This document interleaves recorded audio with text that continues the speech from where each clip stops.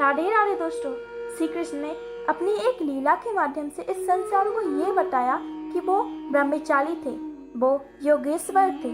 लेकिन कई लोगों के मन में एक सवाल उठता है कि गोपियों के साथ लास लीला करने के बाद भी श्री कृष्ण संग 16,108 रानियों के साथ विवाह करने के बाद श्री कृष्ण ब्रह्मचारी थे, वो योगेश्वर थे। ये कैसे संभव हो सकता है? चलिए जानते हैं आज की इस वीडियो में। लेकिन उससे पहले अगर आपने इस चैनल को सब्सक्राइब नहीं किया हो तो कर लीजिए, ताकि कान्हा से जुड़ी ऐसी अनसुनी कहानियाँ आप कभी मिस ना करें। चलिए जानते हैं श्री कृष्ण ने स्वयं को ब्रह्मचारी कैसे कहा। यह बात उस समय की है जब भगवान श्री कृष्ण वृंदावन छोड़कर जाने वाले थे। तब गोपियों ने ऋषि दुर्वासा को प्रसन्न करने के लिए बहुत सारे पकवान बनाए, क्योंकि वह उनको प्रसन्न करके ऐसा कोई वरदान मांगना चाहती थी कि भगवान श्री कृष्ण के चरणों की सेवा वे सदैव कर पाए। गोपियों को ऋषि दुर्वासा के आश्रम जाने के लिए यमुना नदी को पार करना था और कृष्ण उसी समय यमुना नदी के पास बांसुरी बजा रहे थे। तब गोपियों ने श्री कृष्ण से प्रार्थना की कि वे किसी तरह से यमुना नदी पार कर दें। तब श्री कृष्ण गोपियों से कहते हैं, यमुना माँ से हाथ जोड़कर प्रार्थना करो, अगर श्री कृष्ण संपूर्ण ब्रह्मचारी हैं तो मुझे मार्ग दे दें। इतना सुनते ही गोपियां हंसने लगी, कहने लगी, कृष्ण तुम ब्रह्मचारी, कम से कम तुम हमसे झूठ कहने के लिए तो मत कहो, क्योंकि तुमने हम सब से प्रेम किया, रासलीला की और तुम हम सब के स्वामी भी हो, तो तुम ब्रह्मचारी कैसे हो सकते हो? तब श्री कृष्ण मुस्कुराकर कहने लगते हैं, मेरा कर्म आपको मार्ग बताने का था, आगे आपकी इच्छा।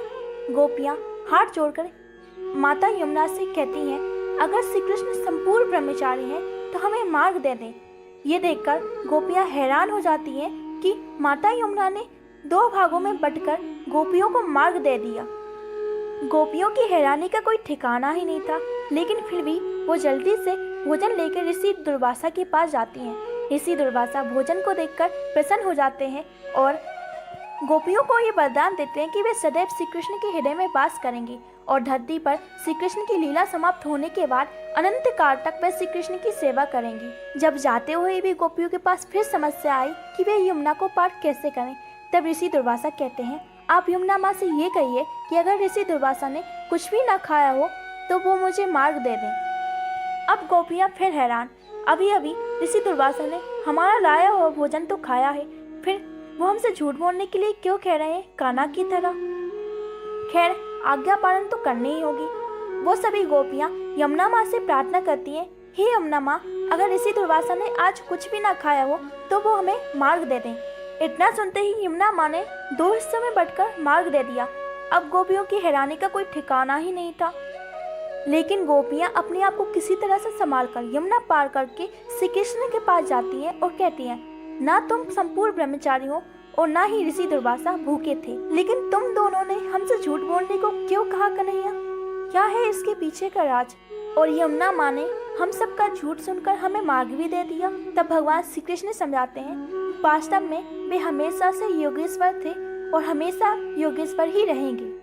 चाहे वो कितने ही गोपियों के साथ प्रेम करें, रुक्मणी, सत्यभामा, चाहे वो कितने ही रानियों के साथ विवाह करें या रासलीला करें, वो योगेश्वर ही रहेंगे, क्योंकि श्री कृष्ण का किसी के प्रति भी आसक्ति नहीं है और ना ही वो किसी से अधिक प्रेम करते हैं और ना ही वो किसी से घृणा करते हैं। श्री कृष्ण आसक्ति रहित होकर अपने भक्त की खुशी और अपने भक्त के कल्याण के लिए उनकी इच्छाओं को पूर्ण करते हैं। श्री कृष्ण को कोई भी रिश्ता वृंदावन छोड़ने से रोक ना सका। इस तरह वे इस संसार में रहते हुए भी और हर कर्म को करते हुए भी योगी थे और गीता में दिया गया उनका कर्म योग का सिद्धांत भी हमें यही सिखाता है। इस सिद्धांत के अनुसार श्री कृष्ण संपूर्ण योगेश्वर थे। और रही बात ऋषि दुर्वासा मुनि की, तो ऋषि दुर्वासा ने गोपियों का दिया गया सारा भोजन खाया, लेकिन ऋषि दुर्वासा की उस भोजन के प्रति ना कोई स्वाद की इच्छा थी और ना ही ऋषि ने उस भोजन के प्रति आसक्ति जताई कि थोड़ा और मिल जाए। भोजन ग्रहण करते समय उनका ध्यान सिर्फ कृष्ण में था। सारा खेल इस मस्तिष्क का है। हम जिस चीज के प्रति आसक्ति जताते हैं वह हमसे जुड़ जाती है और उसी कर्म का फल हमें मिलता है। अगर हम बिना आसक्ति के कोई कर्म करें तो उसका फल हमें नहीं मिलता और यही कर्म योग है। ऋषि दुर्वासा का अपनी इंद्रियों पर पूरा नियंत्रण था और इस तरह ऋषि दुर्वासा ने भोजन ग्रहण करते हुए भी भोजन ग्रहण नहीं किया और ये सब लीला माता यमुना जानती थी कि वह योगेश्वर है। इस तरह भगवान श्री कृष्ण ने इस लीला के माध्यम से इस संसार को बताया कि वे योगेश्वर हैं और श्री कृष्ण ही ब्रह्मचारी हैं। श्री कृष्ण स्वयं गोविंद है, सबको आनंद प्रदान करने वाले। वो दिखते आंखों से भोगी हैं, लेकिन श्री कृष्ण ही योगी हैं। दोस्तों, मैं आशा करती हूँ कि इस वीडियो के माध्यम से आपको पता चला होगा कि श्री कृष्ण कैसे ब्रह्मचारी थे। दोस्तों, आप सभी को ये वीडियो कैसी लगी हमें कमेंट करके बताइए और कमेंट सेक्शन में जय श्री कृष्ण जरूर लिखें और इस चैनल को लाइक कमेंट सब्सक्राइब करना मत भूलिए और इस वीडियो को ज़्यादा से ज़्यादा शेयर करिए ताकि सब जान पाएं कि श्री कृष्ण ब्रह्मचारी कैसे थे।